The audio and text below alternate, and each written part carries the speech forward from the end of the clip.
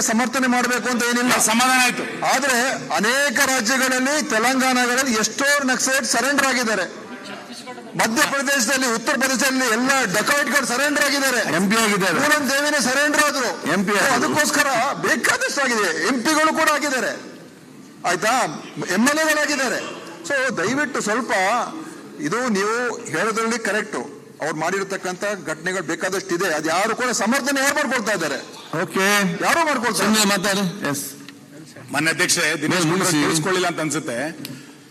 ನಕ್ಸಲರ ಶರಣಾಗತಿಯನ್ನು ನಾನು ವಿರೋಧ ಮಾಡಲೇ ಇಲ್ಲ. ನಕ್ಸಲರ ಶರಣಾಗತಿಯ ಪ್ರಕ್ರಿಯೆ ಸರಿಯಾಗಲಿಲ್ಲ ಅಂತ ಹೇಳಿದ್ದು ನಾನು.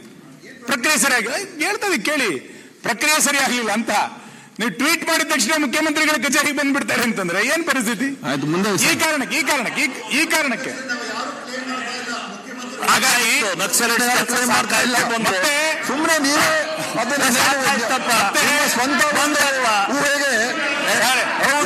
ಕ್ಲೇಮ್ ಮಾಡ್ತಾ ಇಲ್ಲ. ಸರ್ ದಿನೇಶ್ ಗುಂಡೂರಾವ್, ನಾನು ಇದ್ರಲ್ಲಿ ರಾಜಕಾರಣ ಮಾಡ್ತಾ ಇಲ್ಲ. ಬೆಂಗಳೂರಿನಲ್ಲಿ ನೀವು ಆಯಾಗಿದ್ದೀರಿ, ನಿಮ್ಗೆ ಅದ್ರ ತೀವ್ರತೆ ಗೊತ್ತಿಲ್ಲ. ನಮಗೆ ಅದ್ರ ತೀವ್ರತೆ ಗೊತ್ತು ಏನು ಅಂತ. ನಮಗೆ ತೀವ್ರತೆ ಬೆಂಗಳೂರಲ್ಲಿ ನೀವು ಹಾಯಾಗಿದ್ದೀವಿ ಅಂತ ಏನರ್ಥ? ಹಾಯಾಗಿದ್ದೀವಿ ಏನರ್ಥ? ನೀವು ಹಾಯಾಗಿದ್ದೀರ ಅಲ್ಲಿ. ಆಯ್ತು ಸರ್, ಆಯ್ತು. ಹಾಯಾಗಿರೋದು ಏನರ್ಥ ಅದು? ಆಯ್ತು ಸರ್, ಬೆಂಗಳೂರಿದ್ರೆ ನಾವು ಇರಬಾರ್ದ ಇಲ್ಲಿ? ಅಶೋಕ್ ಅವ್ರು ಇರಬಾರ್ದು ಬೆಂಗಳೂರಿನಲ್ಲಿ? ಪಾಪ ಅವ್ರು ಕೇಳಿ, ಅವ್ರ ಸ್ನೇಹಿತರು ಮುನಿರತ್ನ ಕೇಳಿ ಏನಾಯ್ತು ಅಂತ. ಸುಮ್ಮನೆ ಅಲ್ಲಿ ಆಯ್ತು, ಆ ಸ್ಥಿತಿನಲ್ಲಿ ಮಸಾಲೆಗೆ ಆಗ್ತದೆ. ಮಾತಲ್ಲಿ ಮುಗಿಸ್ಲಿ, ಮತ್ತೆ ಮುಗಿಸ್ತಾರೆ. ನಿಮಗೂ ಅದ್ರ ಪರಿಸ್ಥಿತಿಗಳು ಗೊತ್ತಿದೆ, ಹೋಗಲ್ಲ. ಪ್ರಕ್ರಿಯೆಯನ್ನ ಸರಿಯಾಗಿ ಅದನ್ನ ವಾದ ಮಾಡ್ತಾ ಇದ್ದೇನೆ. ಮಾನ್ಯ ಅಧ್ಯಕ್ಷರೇ, ಬಹಳ ಆಶ್ಚರ್ಯ ನನಗೆ. ಪರಮೇಶ್ವರ್ ಅವ್ರ ಬಗ್ಗೆ ಯಾಕೋ ಸ್ವಲ್ಪ ಮೊನ್ನೆ ಅನುಮಾನ ಇಲ್ಲ. ಮೈ ಗುಡ್ ಫ್ರೆಂಡ್, ನನಗೆ ಬಹಳ, ನಾನು ಅವ್ರ ಭಾಷಣದಿಂದ ಪ್ರೇರಿತಗೊಂಡ 2004ರಲ್ಲಿ 113 ಪೇಜ್ ನಂಬರ್ 113ರಲ್ಲಿ ಬಹಳ ಆಶ್ಚರ್ಯ ಅಂದ್ರೆ, ರಾಜ್ಯದಲ್ಲಿ ಕಳೆದ 19 ತಿಂಗಳಲ್ಲಿ ಗಂಭೀರವಾದ ಕಾನೂನು ಸುವ್ಯವಸ್ಥೆಗಳು ಸಮಸ್ಯೆಗಳು ಉದ್ಭವಿಸಿಲ್ಲ, ಪೊಲೀಸ್ ಠಾಣೆಗಳು ಜನಸ್ನೇಹಿಯಾಗಿ ಕೆಲಸ ಮಾಡ್ತಾ ಇದೆ ಅಂತೆಲ್ಲ ಹೇಳಿದ್ದಾರೆ. ನನಗೆ ಆಶ್ಚರ್ಯ ಆಗೋದು, ಇನ್ನು ಗಂಭೀರ ಸ್ವರೂಪ ಅಂದ್ರೆ ಇನ್ನು ಹೆಂಗಾಗಬೇಕಿತ್ತು ಸರ್? ಮಂಡ್ಯದಲ್ಲಾದಂತಹ ಘಟನೆ ಗಂಭೀರ ಅಲ್ವಾ? ಶಿವಮೊಗ್ಗದಲ್ಲಾದಂತಹ ಘಟನೆ ಗಂಭೀರ ಅಲ್ವಾ? ಉದಯಗಿರಿಯಲ್ಲಾದಂತಹ ಘಟನೆ ಗಂಭೀರ ಅಲ್ವಾ? ನಿಮ್ಮ ಕ್ಷೇತ್ರದ ಹತ್ರ ಬ್ಯಾಂಕ್ ದರೋಡೆ ಆಗಿದ್ದು ಗಂಭೀರ ಅಲ್ವಾ? ಬೀದರ್ನಲ್ಲಾಗಿದ್ದು ಗಂಭೀರ ಅಲ್ವಾ? ಇನ್ನೆಂಗ್ ಗಂಭೀರ ಅಂದ್ರೆ ಇನ್ನೆಂಗೆ? ಇದು ನಾನು ಹೇಳೋದು, ನೀವು ಆಯ್ತು, ನೀವು ಅದನ್ನ ನಿಯಂತ್ರಣ ಮಾಡಿದಿರಿ, ಹತೋಟಿ ಅದೆಲ್ಲವೂ ಇರಲಿ, ಗಂಭೀರ ಸ್ವರೂಪ ಅಲ್ಲ ಅಂತ ಹೇಳ್ತಿದ್ದೀರಿ ಅಂತಂದ್ರೆ ಏನಿದು? ಏನ್ ನಡೀತಿದೆ ರಾಜ್ಯದಲ್ಲಿ? ಒಂದು ರಾಜ್ಯ ಸರ್ಕಾರ ಈ ಪ್ರಮಾಣದಲ್ಲಿ ಸಮರ್ಥನೆ ಮಾಡ್ಕೋಬಾರ್ದು ವ್ಯವಸ್ಥೆಯನ್ನ.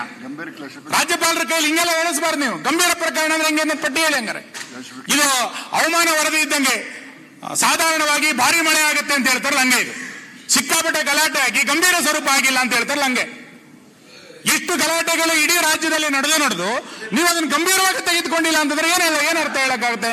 ಸೊ ಇದನ್ನ ಅರ್ಥ ಮಾಡ್ಕೋಬೇಕು. ಮತ್ತೆ ರಾಜ್ಯ ಸರ್ಕಾರದ ಆದ್ಯತೆಗಳು ಹೆಂಗಿದೆ ಅಂದ್ರೆ, ನೆನ್ನೆ ನೀವು ಹೇಳಿದ್ರಿ ವೇದವ್ಯಾಸ ಕಾಮತ್ ಮೇಲೆ ಒಂದು ಕೇಸ್ ಆಗಿದೆ ನೆನ್ನೆ. ನಾನು ಅದನ್ನು ತುಂಬಾ ವಿವರಕ್ಕೆ ಹೋಗಲ್ಲ. ಯಾರೋ ಹೇಳಿದ್ರು ಅಂತ ವೇದವ್ಯಾಸ ಪ್ರಚೋದನೆ ಕೊಟ್ಟರು ಅನ್ನೋ ಕಾರಣಕ್ಕೆ ಅವ್ರನ್ನ ಮೇಲೆ FIR ಮಾಡಿದ್ರಿ. ರಾಜ್ಯಪಾಲರ ವಿರುದ್ಧ ಪ್ರತಿಭಟನೆ ಮಾಡ್ತಾ ಒಬ್ರು MLC ಅವರು, ನಮ್ಮ ಜಿಲ್ಲೆನವರು, ಈ ರಾಜ್ಯದ ರಾಜ್ಯಪಾಲರನ್ನ ಬಾಂಗ್ಲಾದೇಶ ತರ ಮಾಡಿಬಿಡ್ತೇವೆ, ಬಾಂಗ್ಲಾದೇಶ ತರ ಓಡಿಸ್ಬಿಡ್ತೇವೆ ಅಂತ ಹೇಳಿಕೆ ಕೊಟ್ಟು, ಅದು ಪ್ರಚೋದನೆ ಅಲ್ಲೇನು? ಯಾಕೆ ಅವಾಗ FIR ಹಾಕ್ಬೇಕಂತ ಅನ್ನಿಸ್ಲಿಲ್ಲಲ್ಲ ನಿಮಗೆ? ರಾಜ್ಯಪಾಲರ ಮೇಲೆ, ನಮ್ಮ ಕರ್ನಾಟಕದ ರಾಜ್ಯಪಾಲರಿಗೆ ಬಾಂಗ್ಲಾ ಪ್ರಧಾನಿಯ ಸ್ಥಿತಿಯನ್ನು ತಂದ್ಬಿಡ್ತೇವೆ ನಾವು, ಹುಷಾರ್ ಅಂತೇಳಿ ಭಾಷಣ ಮಾಡಿದ್ರು. ಅದು ಗಂಭೀರ ಅಂತ ಅನ್ನಿಸ್ತಾ ಇಲ್ಲ ಸರ್ಕಾರಕ್ಕೆ. ಯಾರೋ ಒಬ್ರು ಏನೋ ಹೇಳಿಕೆ ಕೊಟ್ಟರು ಅನ್ನೋ ಕಾರಣಕ್ಕೆ ವೇದವ್ಯಾಸ ಮೇಲೆ ನೀವು ಕಂಪ್ಲೇಂಟ್ ಅನ್ನ FIR ಆಗ್ತೀರಿ ಅಂತಂದ್ರೆ ಸರ್ಕಾರಕ್ಕೆ ಆದ್ಯತೆ ಏನಾಗಾದ್ರೆ? ಸರ್ಕಾರ ಏನನ್ನ ಮಾಡ್ಲಿಕ್ಕೆ ಹೊರಟಿದೆ? ಗೃಹ ಇಲಾಖೆನ ಏನ್ ಮಾಡ್ಲಿಕ್ಕೆ ಹೊರಟಿದ್ದೀರಿ? ಮತ್ತೆ ಎಲ್ಲಿಗೆ ಅಂತಂದ್ರೆ, ಒಬ್ಬ ನಮ್ಮ ಪಾರ್ಟಿಯ MLCಯನ್ನ ನೀವು MLCಯನ್ನ FIR ಹಾಕಿ ಏನ್ ಬೇಕಾದ್ರೆ ಮಾಡಿ, ರಾತ್ರಿ 300-400 ಕಿಲೋಮೀಟರ್ ಓಡಿಸಿದ್ರಲ್ಲ, ಇದು ಗೃಹ ಇಲಾಖೆಗೆ ಶೋಭೆ ತರುತ್ತಾ? ಇದು ಏನು? ನೀವು FIR ಹಾಕಿ ಜೈಲಿಗೆ ಹಾಕಿ ನಮ್ದೇನು ವಿರೋಧ ಇರಲಿಲ್ಲ, ತಪ್ಪ ಸರಿ ಆಮೇಲೆ ನೋಡೋಣ. ನೀವು ರಾತ್ರಿ ಕರ್ಕೊಂಡೋಗಿ, ನಾನು ಅಶೋಕ್ ಎಲ್ಲ ಇದ್ರಿ, ರಾತ್ರಿ 400-500 ಕಿಲೋಮೀಟರ್ 3-4 ಜಿಲ್ಲೆಗಳಲ್ಲಿ ಸುತ್ತರಿಸ್ತೀರಿ ಅಂತಂದ್ರೆ ಏನ್ ಪರಿಸ್ಥಿತಿ? ಗಂಭೀರ ಪರಿಸ್ಥಿತಿ ಗೃಹ ಇಲಾಖೆದಾಗಾದ್ರೆ. ಯಾರು ಹೇಳೋರು ಕೇಳೋರು ಇಲ್ವಾ ಗೃಹ ಇಲಾಖೆಗೆ? ಈ ಪರಿಸ್ಥಿತಿ ನಾಳೆ ನಮಗೂ ಹಂಗ ಆಗಬಾರ್ದಲ್ಲ. ಒಬ್ಬ ಶಾಸಕನ ಪರಿಸ್ಥಿತಿ ಹಿಂಗಿದೆ ಅಂತಂದ್ರೆ ಏನು ಪರಿಸ್ಥಿತಿ?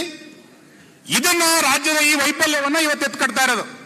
ಯಾರೋ ಅಧಿಕಾರಿ ಅದನ್ನ ತಪ್ಪು ಮಾಡಿದಾನೆ ಅಂತಂದ್ರೆ ಹೇಳ್ಬೇಕಿತ್ತು ನೀವು. ಆ ಪೊಲೀಸ್ ಅಧಿಕಾರಿಗಳ ಬೋಲ್ಟ್ ನಟ್ ನೀವು ಸೆಟ್ ಮಾಡಬೇಕಿತ್ತು. ಅವಾಗ ಬೋಲ್ಟ್ ನಟ್ ಇರಲಿಲ್ಲ ನಿಮಗೆ.